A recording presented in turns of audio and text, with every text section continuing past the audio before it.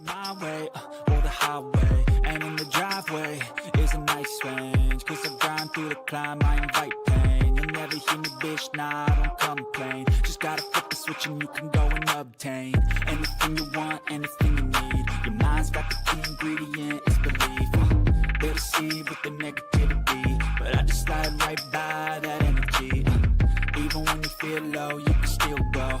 Even when you feel slow, you can still go. Even when there's no hope, you can still go. I never answer to no, man, I still go. Go, go, go, go, go, go, go, go, go, go, go, go, go, go, go. What's going on, everybody? Welcome back to the Gallop Out. I'm your host, Ryan, joined as usual by my co-host, Jackson Muniz. Jackson, how you doing? Better than I was yesterday, so that's a win. Can't complain. There we go.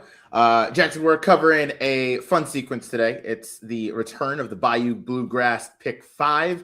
All 5 graded stakes, $1 minimum, 15% takeout, so low and player friendly, which we obviously love to see. And Jackson, we have an awesome sequence. We're going to start with the Grade 2 New Orleans Classic, which probably looks a little chalky, but it's going to be a fun race to go into. And then you have the Oaks and the Derby Prep from Turfway, and you have the Oaks and Derby Prep from the Fairgrounds this weekend. Of course, I'm talking about the Bourbonnais Oaks, the Jeff Ruby Stakes, the Fairgrounds Oaks, and the Louisiana Derby. It's going to be really fun to dig into, Jackson. And I just want to know your overall thoughts on this sequence before we dive headfirst into it. Yeah, it's always fun to do these pick 5s that cover multiple tracks and higher base, lower takeout, and there's not going to be any CWs in these pools. So if you have the right opinions, these are the ones you definitely want to jump into. And this feels like one that at least for myself, I'm definitely going to be playing. I think I have a few strong opinions here, so I'm excited for it. And as you mentioned, always fun to talk about the Derby preps as well as the Oaks preps. So it should be a good one. Yeah, it should be a good one indeed. I have a few opinions in here. We're going to start off, of course, at the Fairgrounds. It's going to be the Grade 2 New Orleans Classic. We're going to start off here. I'm going to put our pick 5 tickets down on the screen. You can see I have a $40 ticket. Jackson has a $6 ticket. So the man is staying skinny as per usual. Touch Upon a Star, obviously going to be a prohibitive favorite in here. Jackson, you and I are both going to single this horse to start off. And obviously, this is the best horse in the field. I think the class kind of speaks for itself, and the fact that this horse is able to stay here and remain on Lasix, which clearly I think he needs. What are your thoughts on this runner? And do you think this is the toughest field he's faced to date? Because there's a lot of runners in here that are very consistent in the triple digits and some that are very up and coming. Is this the toughest field he's ever faced? No, because he beat a field consisting of Sierra Leone last year in this same race. So that was certainly a much tougher field than the one he's facing this year. Also worth noting that Accelerize is supposed to scratch, so he's going to be one of the speed horses coming out of here. So, I would assume Life and Times will be the second choice. Mm-hmm. I'm surprised he's 6-1 the morning line. He was probably going to be the second choice even if Accelerize was in this race. So it kind of feels like it's going to be one of those two in this race.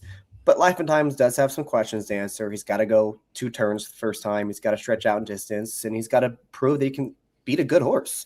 Because up to this point, he's only really beaten up on some decent allowance horses up in New York.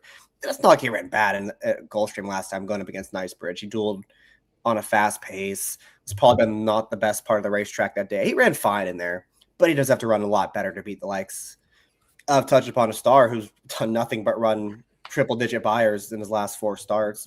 And the one time he ran his lowest one, where he ran the 101 in the Louisiana Classic 2-back, they didn't even try on this horse. And I think a lot of the times it's a little overrated, like, oh, that horse had more in the tank. The horse had more in the tank. Go back and watch the replay. That horse could have won by 25 lengths if they wanted to. I mean, he had so much more left to offer than he showed that day. So as long as he's doing as well as he has been in his last 3 starts, I don't see any reason why they were supposed to oppose him in here. And he looks like a pretty good single at probably what's going to be 4-5. I don't disagree with really anything you've said there.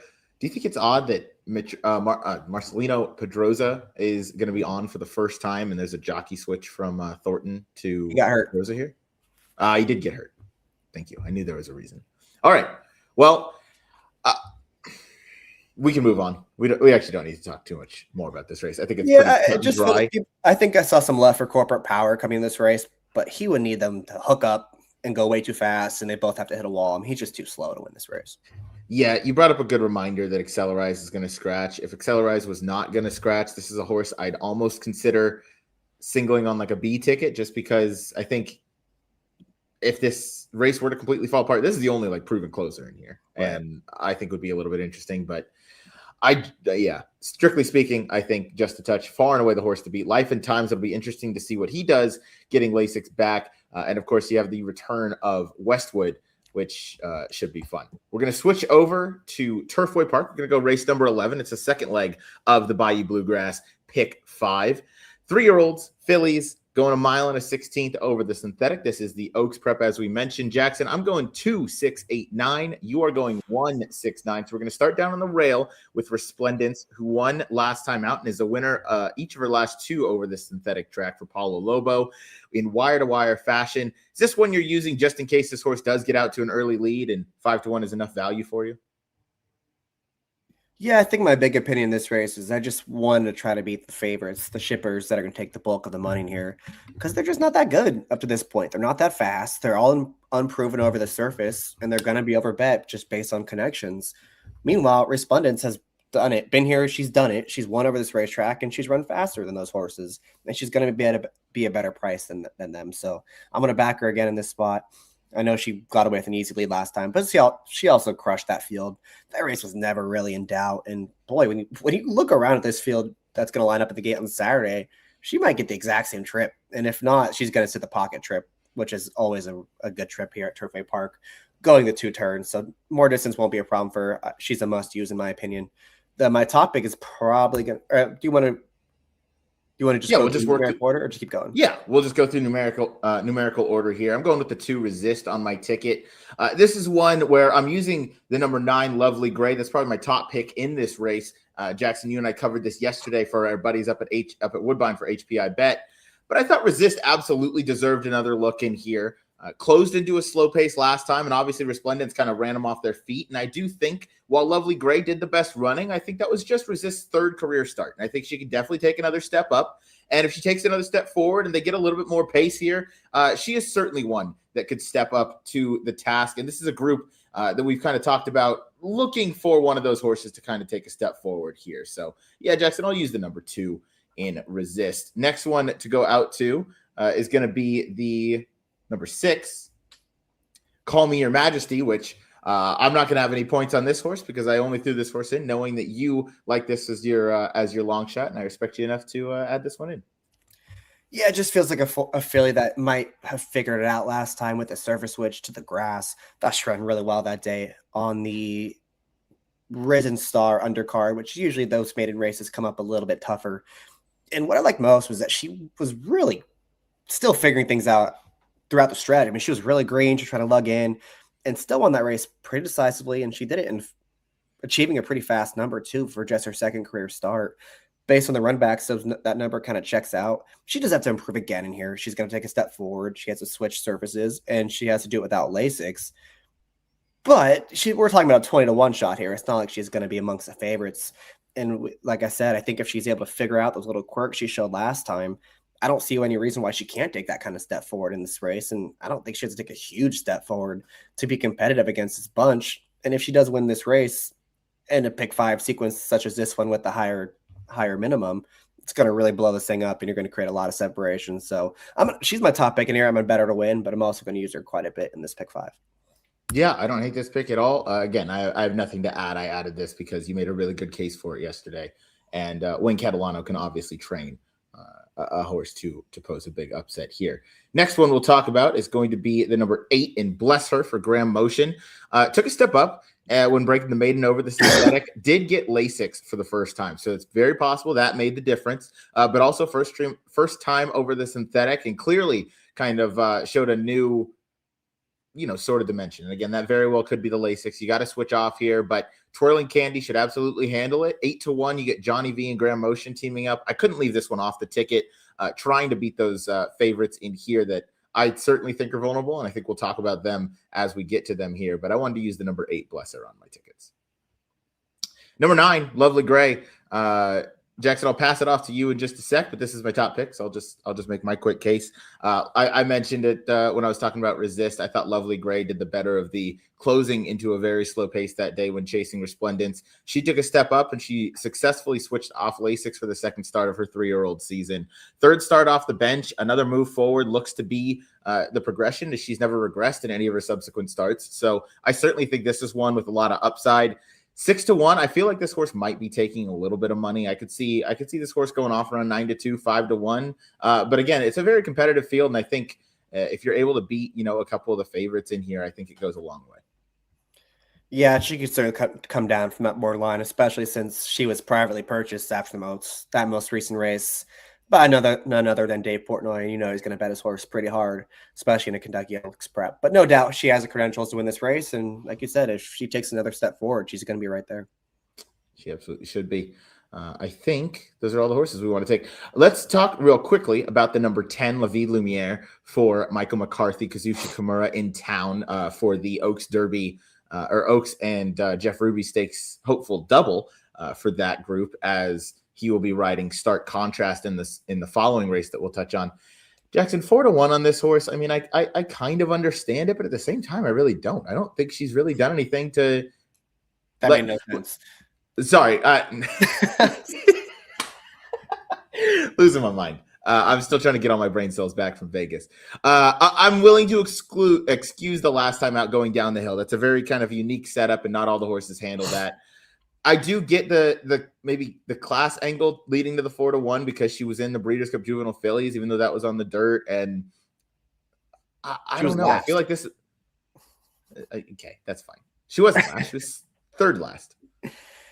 Look, she's way too slow of a horse to be 4-1 in here. And she probably will be close to that price just because she's going out for McCarthy and, popular connections. But what has she done in her races that make her deserving of that price? She's also never run on the surface. She also has an outside post. I mean, if she's going to be 4-1 here, I don't want any part of her. That's very fair. I don't want any part of her either. Any others that you'd like to discuss before we move on to the next leg? I mean, same with the 5 going out for Brad Cox. I mean, she ran a couple times last year. She was second in that race at Saratoga, kind of by default, behind Time to Dream, who crushed that field, and there was just not much else behind them. And then she came out to California against another field that just is not that great and was second there. She's another one that's way too slow to be deserving of that price, has never run on the surface, and is going to be way over bet for these connections as well. So if you're playing this pick 5, you're supposed to be chucking the 5 and 10 as far as possible. You are supposed to. Yeah. I agree. I got nothing else to add on. Sorry, moving on. Yeah, moving on.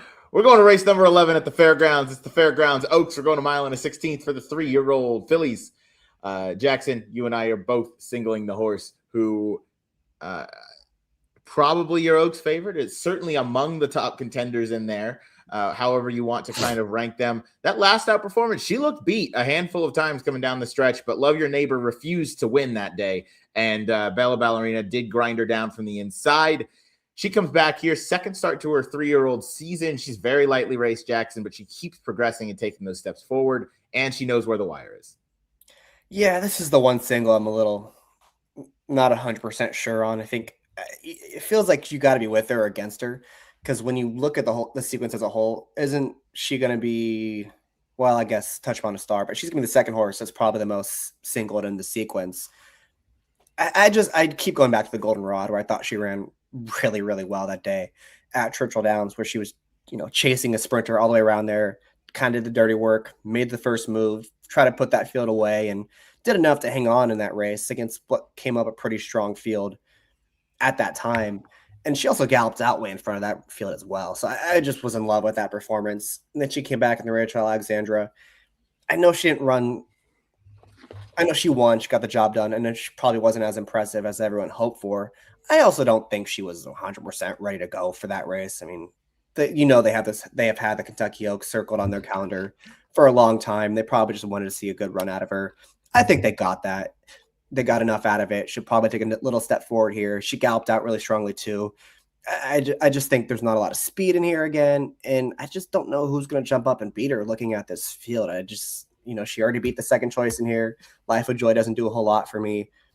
The one other interesting horse in this race I thought was the 2, Newtown Pike, but I also don't know if she's going to get the right pace set up in here to beat the likes of Bella Ballerina and Love Your Neighbor. So I wanted to plant my flag in here again with Bella Ballerina. Nothing too creative, but I do think she's way the horse to beat, and I don't want to double up using anyone else. She is way the horse to beat, and she is also on the exact same path as Godolphin's winner last year in Good Cheer, who also won the Goldenrod, followed that up with a win in the Rachel Alexandra to kick off the 3-year-old season, and then came in the Fairgrounds Oaks before eventually going on to win the Derby in the Slop. So, I don't know if Godolphin had any say in that, but it certainly appears that they are progressing this horse in the exact same way. And this appears to be another very well-bred, obviously, as it's with the reigning breeders of the year and owners of the year in Godolphin. But yeah, I'm a little more confident than you in this horse. This one I would say I'm equally as confident as, well, no, I can't say it's Just a Touch, because Just a Touch has been phenomenal. So maybe slightly less. I would say 9 out of 10 on the scale. If Just a Touch is a 10 in a sequence like this. I think she's just the best going of these fillies right now. And there's nobody else in here that I've seen that truly, I guess, concerns me in terms of a horse that I think, could upset the apple cart, I guess. I don't know, Jackson. Who do you think would be the main kind of other contender? Because Love Your Neighbor, I'm convinced that she only wants second. And if it's not her, I have no idea who else is kind of going to turn the tables. Maybe the number 3 Maximum Officer. But you can see this horse is double entered at Turfway as well. Not sure where she is going to end up. You have Newtown Pike. I guess we could talk about that one if you'd like, because that is one that you considered as a long shot on Honeybee Day, right. I believe. Yeah. Yeah, like I said, I think the biggest threat to her is Love Your Neighbor, who she just beat, and she probably has more right to improve. Speaking about Bella Ballerina probably has more right to improve than Love Your Neighbor does. And I don't see any reason why she's going to turn the tables on her today, given the projected pace scenario. I wish there was more speed in this race for Newtown Pike. I think she's the one you want coming out of the Martha Washington more than Maximum Offer, who got a really sweet trip that day and didn't really do a whole lot with it. But it just, I don't know. There's not, as you go through the field, Love and Trust got away with it super easily last time. I don't really need her. Life of Joy is probably the one that's going to get bet as the second choice, going out for Brad Cox and Flavian Pratt. And she ran well last time behind Zany. Zany's among the favorites right now for the Kentucky Oaks, but she's another one that's going to need some help up front, and I'm not so sure she's going to get it. Yeah, she's one that's going to need some of that pace to close into. Is there anybody else in here that you think is capable of taking a big step up to upset your favorite in Bella Ballerina? I don't know. Maybe not really. Right. I don't think so.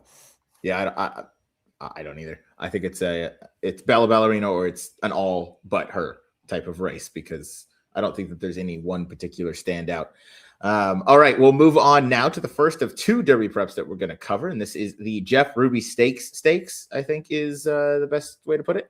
We'll again go through numerically in the field. I'll start with the Rail Runner and Turf Star, who, I mean, this horse obviously went off as a massive price in the Breeders' Cup Juvenile Turf, running behind Stad, and stark contrast ends up back in this spot. Clearly, I think was just overmatched in that field. Came back in the Kitten's Joy and didn't run all that great. Thousand Sticks was in really good form at the time. Alpeland came back out to win a stakes next time out. This is just one where, and we'll talk about stark contrast, and we'll talk about the 2 full effort as 2 more vulnerable favorites in this Derby prep that I think you should play against. And again, 10-1 on Johnny V in a stakes race where the horse is getting some new equipment for the first time that might get this horse more involved early, where we saw her have some success with that when finishing second in the Grade 2 Bourbon behind Final Score. When breaking the maiden, she was a little bit closer to the pace than she had been in her previous 2. So this is one I just want to give a look to. I didn't think that she took necessarily a regression in that first step back to start a 3-year-old season, and she certainly left herself some space to improve. So she's one that I think maybe a bit of a dark horse in here, and 10-1 I thought was very fair. And I think I said her a couple times. It is a he. At least 5, yeah. Yeah, that was I was thinking of never mind, it's just not important. All right, we'll go to full effort. One of 2 vulnerable favorites I think you can find in here, Jackson.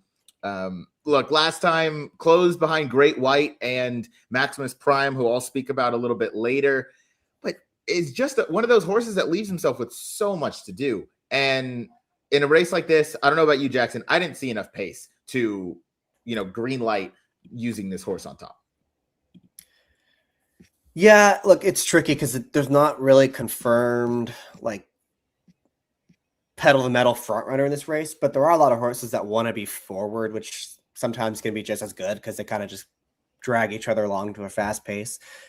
I don't know. I agree. He hasn't run quite as well as I think I would have hoped, because I was super high on him coming out of Keeneland when he won that race super impressively. I will say in the race 2 back in that stakes race, he had no chance when Street Beach completely got away with an easy lead that day. I thought he actually ran well in that spot. I don't think he ran as well last time in the Battaglia, but he ran fine enough. If he takes another step forward, he can be dangerous as well. And he did draw much better today, so I'm not way against him, but I'm kind of with you at the end of the day.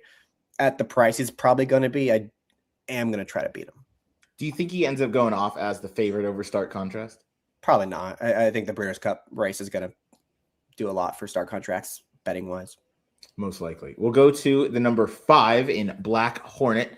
Jackson, this is another horse that you're including on your pick 5 ticket here. What did you like about this runner? Obviously is the improving sort. Yeah, the improving sort for sure. And he's done much, much better since getting the grass down at the fairgrounds. He's another one that I liked his race 2 back when he broke his maiden. He had a little bit of trouble and didn't really get much of a setup that day, and still found a way to get the job done. And number came back pretty fast.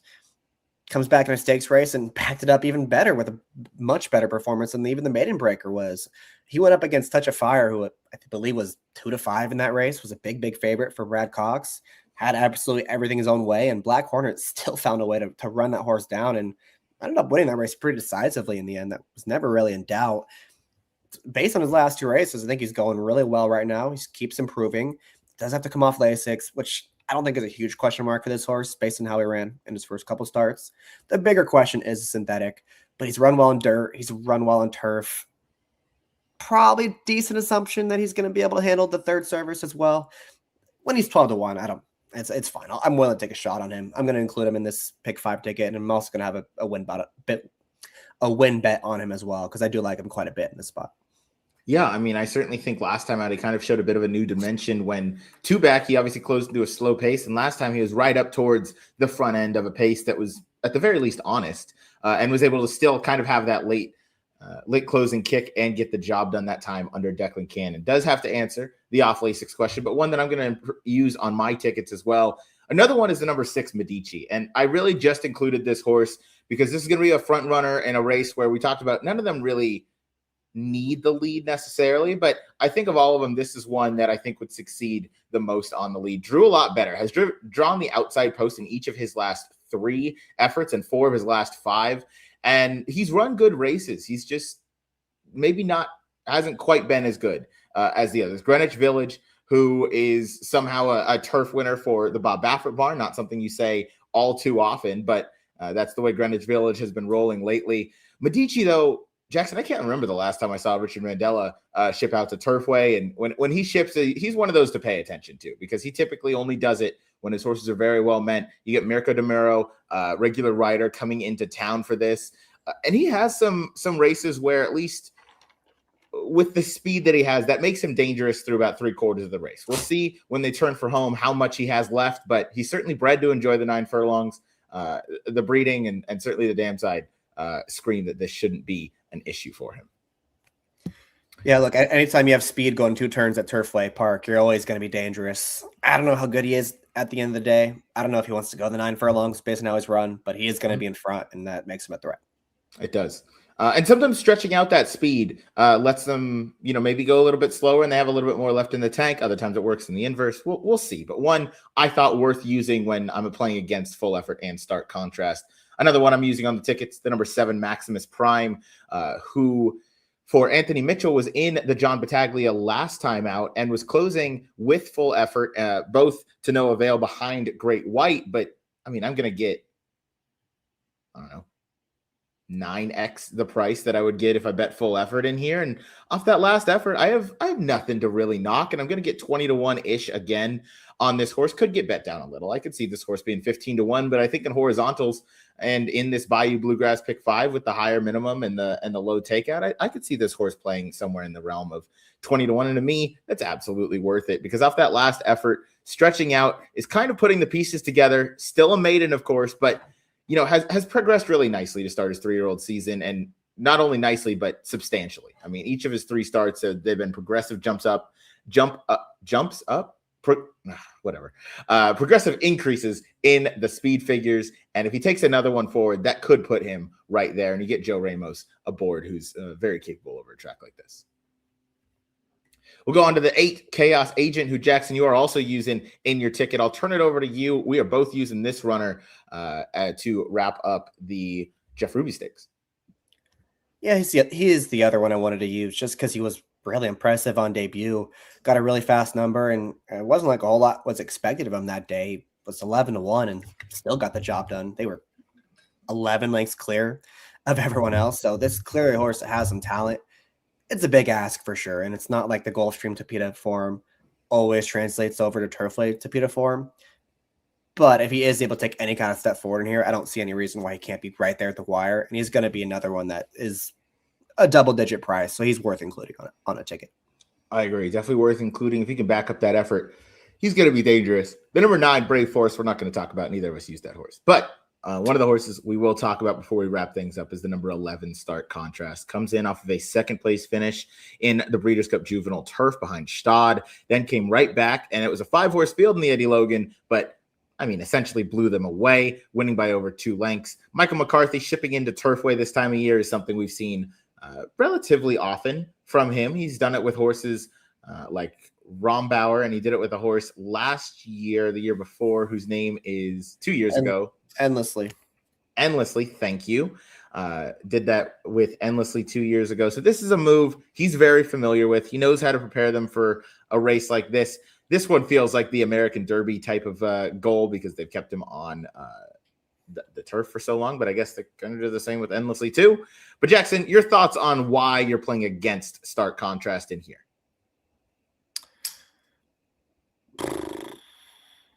I'm really not against him. I just feel like for the pick 5 purposes, he's going to be used on every single ticket, and he's one where he's 5-2 on the win end, but he's going to be much slower than that if you're playing something like the pick 5. He's way the horse to beat. He ran really well in the Breeders' Cup. He had trouble in the Breeders' Cup and still was down right there with Gestad, who was a really, really nice horse over in Europe. And then he came back in the Eddie Logan and was just as good last time. So he's got the numbers. I will say he did miss some time. I think he was supposed to run in the Pasadena in early February, missed a couple weeks of training, but he's come back 3 times. He looks good in the mornings. So this is one of the situations where I'm hoping to get alive in the pick 5 with the horses that I have with the tickets you see below. And then I can play him like in a contest or something on the side and have both the contest and the pick 5 going. Yeah, I should have rephrased my question. Why are you playing against this horse in the pick 5, which you mentioned? No, yeah, it's a good question. Which you highlighted that he's going to play a lot lower than 5-2 in there. But certainly, yeah, no, I don't think this horse is anywhere near the type of play against that to me full effort is, because Stark Contrast has done just so little wrong, and his run style is probably going to have him in a really fortunate position, because he's able to be close up on those slow paces, drop farther out, and we've seen him overcome trouble already. And that was in his 2-year-old season, which shows a lot of maturity. All right, that'll wrap up the Jeff Ruby Stakes. Last one we got to talk about. We go back to the fairgrounds. It's the race of the weekend. It's the $1 million Louisiana Derby for those 3-year-olds. They're going just a tick shy of that 1.25 miles that they're going to be going that first Saturday in May. And Jackson, this is where you and I split up. I'm going with the 1 and the 8. You are singling the 9. We're going to start from the rail. I'll talk about Pavlovian quickly here. Look, I know coming in off the Sunland Derby, and now you got to stretch out another furlong in the Louisiana Derby is quite a big ask. But you got first-time Edwin Maldonado, who's going to be in town this weekend, and that pace was pretty honest. And I don't know that there's not a whole lot of pace in this race besides Chip Honcho, who we'll speak about as we go through the field. I thought this is one that might just kind of get the jump on some of those others. He's likely to hang around towards the end. Again, I don't know. he's going to need a few things to go right. And maybe, emerging market and some others, maybe to not fire an absolute A+ effort for him to find himself in the winner's circle. But I don't think it's impossible. I think he's a very logical third or so choice, third likely winner. I think he wins the race 1 to 3 times if you run it 15 times. So that's good enough for me. Somewhere in that neighborhood. He's just kind of going the right way. He really progressed last time when he was closer up to the pace. He showed a lot of fight and a lot of grit going down to the wire. Given that was against Express Kid, maybe not, the strongest running of the Sunland Park Derby, but is well on his way to the starting gates the first Saturday in May. Jackson, let's talk quickly Chip Honcho. First, great training job by Steve Asmussen because what was that race? 3 back. Looked absolutely beaten in the Gunrunner and somehow managed to kind of plug away and get that job done right up at the wire under Paco Lopez that day. Came back in the Lecomte and just was meh. But then in the Risen Star, Jackson, when you and I covered this race, got the blinkers off, and he was right up on the pace, and we didn't think that this was a horse that was going to be there towards the end, but he really managed to hang on and gave Paladin a lot of what he needed, or basically all he could ask for going down to the wire as that race was decided by just half a length. So Chip Honcho is going to try and stretch out even a little bit further, but he does look, again, kind of like the lone speed up front. Yeah, I saw it the same way. I'm not convinced he still wants to go not even 9 furlongs. He's got to go 9.5 here. But as we saw last time, when he gets loose and uncontested on the front end, he can still be dangerous at these distances. And there's very little speed in this race. I mean, who's going to go with him? Maybe your Dougie horse on the rail is a little aggressive and pushes him a little bit. But other than that, I mean, I don't see any speed in this race. So he's the horse to catch for sure. I respect him here. I just prefer another horse a little bit more. Yeah, and nothing wrong with that. We'll wrap it up with the 2 horses from the outside. First, Easterly, who's the other horse I'll be using. Edgar Zayas in town to ride. Easterly just broke the maiden for Brad Cox. Had Lasix that day. Of course, has to switch off, but did things the right way in that 2-turn debut. Beat some other okay runners. Obviously, that was a maiden race, so has to prove it against winners. But this is one that I think could, again, be tactically placed, and that might be the key for victory here. And more importantly, I'm just going to fade emerging market in here. I think the bounce is likelier than a progression off the 97. But Jackson, you clearly disagree, and that's why we have a good show. You're muted. I don't disagree. My thing is, okay, if he bounces, he's probably not going to win. But even if he regresses like 5 or 6 points, isn't he still probably the horse to beat? Yeah. Like, it just feels like he doesn't have to improve to win. He just has to run close to what he did on debut, and he's going to be right there at the wire. Unless someone unexpected really jumps up and runs a big race, which, isn't impossible, but I don't know. He was really impressive. He ran really fast. He drew the outside post. I think there's a lot to like about him. I don't know. I just don't think there's a whole lot in here for him to beat. He's another one that's supposed to get better with more distance in this race. So if he shows up close to what he did on his debut, I think he's probably going to win. I don't disagree. I don't think there's a whole lot to beat in this race. I'm just looking for one of those others to step up because I do believe he's going to take a fair bit of money in here. Those are our tickets still scrolling across the bottom. One more recap before we wrap things up here. I'm going 2. That is just a touch with 2, 6, 8, 9 with my second single of the 5 Bella Ballerina, 1, 5, 6, 7, 8 in the Jeff Ruby Stakes, followed by 1, 8 in the Louisiana Derby. Jackson, as you finish coughing and getting over that Vegas bug, I'll just read out your ticket for you. Jackson's gonna single not just a touch upon a star. I've done that all week with the 169, also singling Bella Ballerina, going 5, 8 in the Jeff Ruby, and then singling Emerging Market to end. Jackson, I love the Bayou Bluegrass Pick 5. It's gonna be fun. I love these $1 base plays with the low player-friendly 15% takeout. Thoughts on this sequence, and then will you be playing in the large Twin Spires tournament this weekend as well? Jeez, yeah, great sequence. Definitely going to be playing it. Probably going to play the Twin Spires contest too. I'm not sure yet. If I qualify for tomorrow, I'll definitely play, but we'll see about buying it. There you go. You can go ahead and qualify on twinspires.com. Jackson, thanks so much for joining the show. All right, cough it out, brother. We will see you guys next week. Good luck if you're playing the Bayou Bluegrass Pick 5 or whatever else you're playing this weekend. We'll see you next time.